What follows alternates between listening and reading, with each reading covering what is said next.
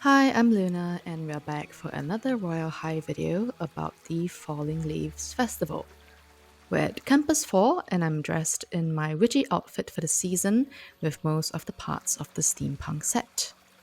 Even though Eveningfall is ending soon, I still want to show you guys my typical canding farming routine for the Halloween update. Let's check out the schedule for today's festival. We've got the apple picking contest and thankfully the Witch's Night Flight, which is much more reliable for earning candy. While the corn maze can be fun, it's really frustrating because if you can't find the exit, then you just don't get any candies at all. So I've already earned enough candies to buy the new Halloween items, including the steampunk set, as you can see, although I am only 1,000 candies away from buying a duplicate of the steampunk boots, which I would like to get for trading reasons. I've also gotten all the new candy shop items this year, although I might get a duplicate of the 2024 candy bag. So my routine actually starts by collecting candy from the bowls in the office and classroom of Campus 4, which I've already done beforehand. At 4:30, it's time for apple picking. During the countdown, I'll position myself next to a bunch of apples so that I can get them immediately once the time starts, and then quickly zip around getting as many apples as I can.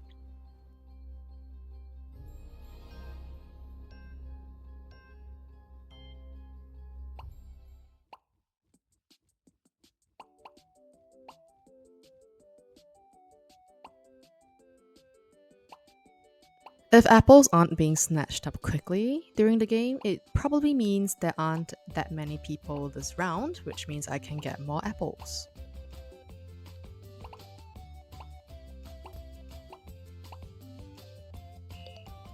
Indeed, at the end of the game, we see that there's only 3 players, and I've collected more apples than I normally would than usual. At 5 p.m., the festival starts, so I'll get tickets and candy from the candy bowl at the booth. First thing I do once the festival starts is to get a vacuum and start cleaning up all the leaves around the festival. It only takes 4 tickets, yet you get quite a lot of candies if you clean up all or almost all of the leaves. So the festival might seem like a really big place to clean up, but once you do it enough times, you get used to the 11 places in which the leaves spawn in. Number one of these places is the spinning carnival ride and the area around it outside of the hay. Number two, the area around the vacuum stall and the food stalls. Number three, the stage, including on top of the table, between the hay bales and on the stage itself. Number four is at the entrance of the corn maze. Number five, we have the path next to the pond and the cotton candy stand, which will eventually lead you to the bakery.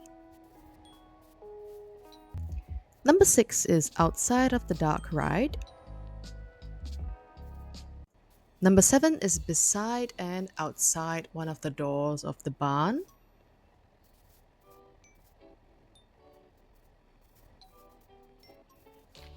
While I'm playing the festival, I also like to turn on the autumn evening filter, especially when it gets dark, so that it's easier to see.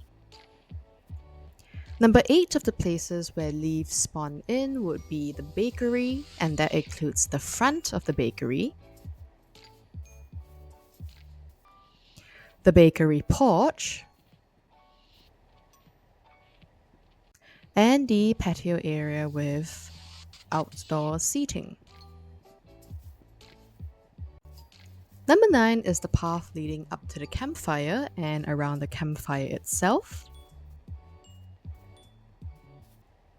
For number 10, we have the roof of the barn.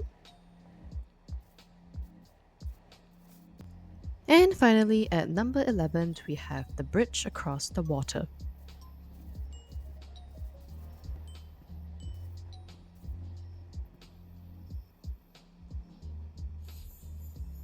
I've managed to clean up 734 out of 739 leaves, so that's most of the leaves cleaned up. I don't stress over getting all of the leaves. As long as I get close to the final number, it's all good.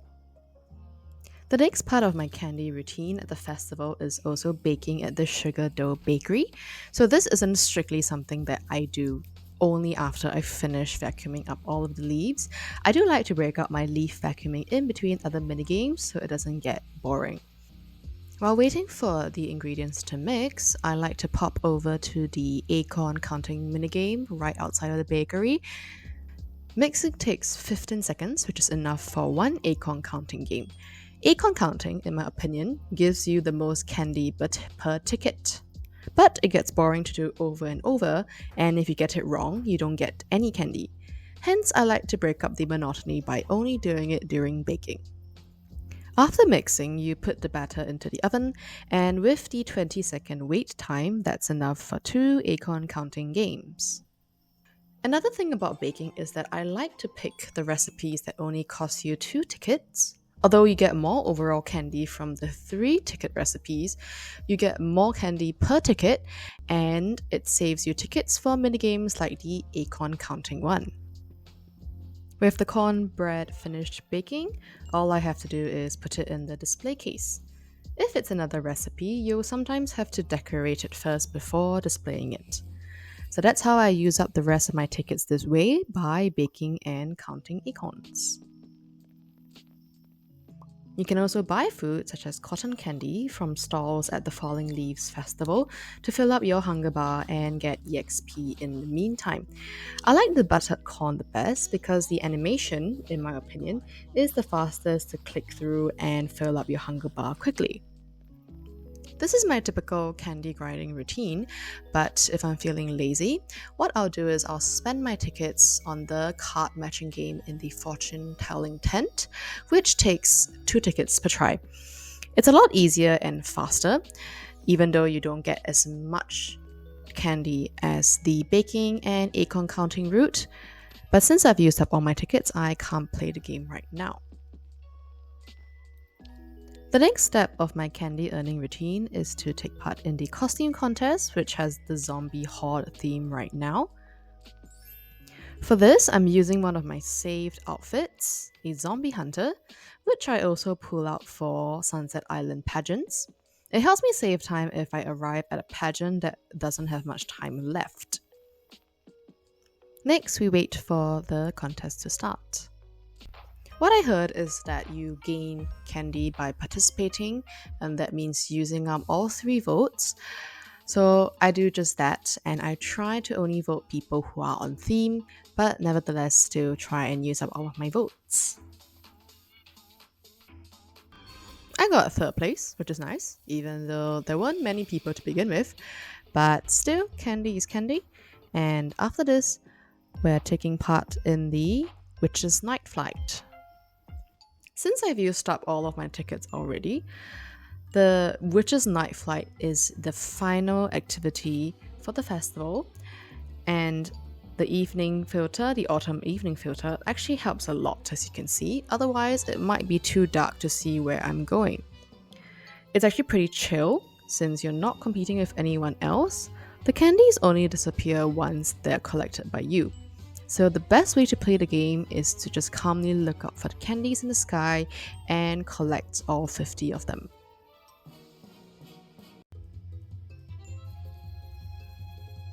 So that's all 50 of them, and normally I finish before the time is up. So I like to stock up on food to raise my EXP before I leave the festival proper.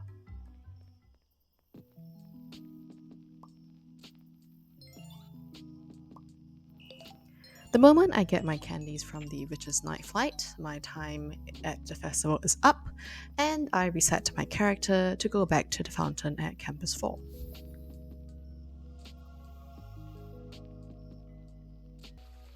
I fly over to the nearest locker and open it. I have the locker decoration from last year, which increases the amount of candy you get the more you play.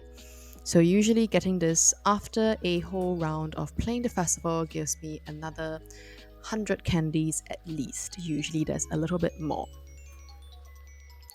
Finally, I head over to my dorm and pick up candy from my own candy bowl. Then I shake the tombstone decor for candies. Sometimes there is, sometimes there isn't.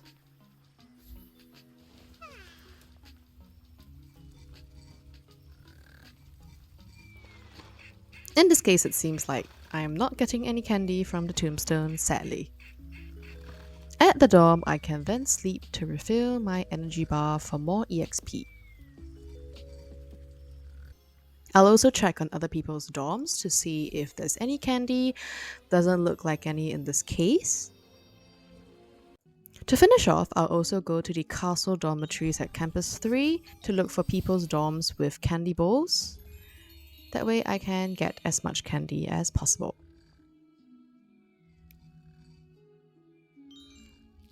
With a bit more help from my locker decor, I've managed to get enough candies to reach my goal, which is 25,000 candies in order to buy another set of these steampunk boots. Here's a tip for diamond trading: always get duplicates of new items the moment they come out, especially if they're seasonal items that won't be in the shop anymore once the season is over.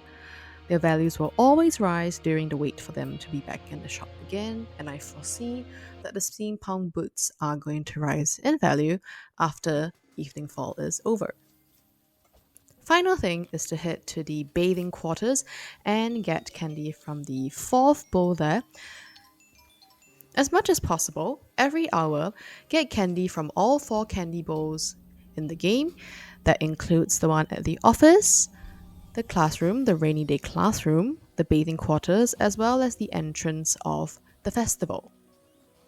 After I finish a round at the festival, I go and replenish my needs, including hunger and hygiene, as well as doing other quests that I've been given. For some reason, this bathroom break task isn't really happening, so I will just head into the showers instead.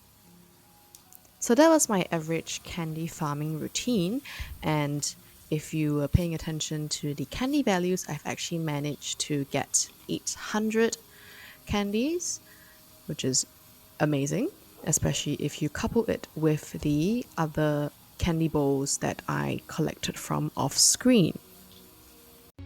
Now that I've gone through my candy earning routine for the Falling Leaves Festival, I'd like to give you guys a tour of my dorm, which I've decorated for the Eveningfall season. Here is the exterior of my dorm, outside of the balcony entrance, which I've decorated with candy items. On the left of the door is a stall in the colours and patterns of autumnal falling leaves, laden with many seasonal treats. From carrot cake, chai spiced cupcakes, apple and pumpkin pie, to a candy bowl, there's something for everyone. On the right, next to a tree of bare branches, a gravestone rises out of a pile of golden and orange leaves. Beside is a wooden cart filled with soft hay, which, with pillows and a teddy bear, makes for a nice bed to rest on.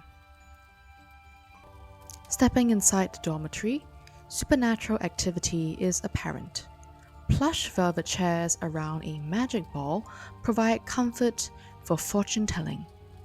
A captured blood-red ghost is trapped in a cage hanging from the ceiling.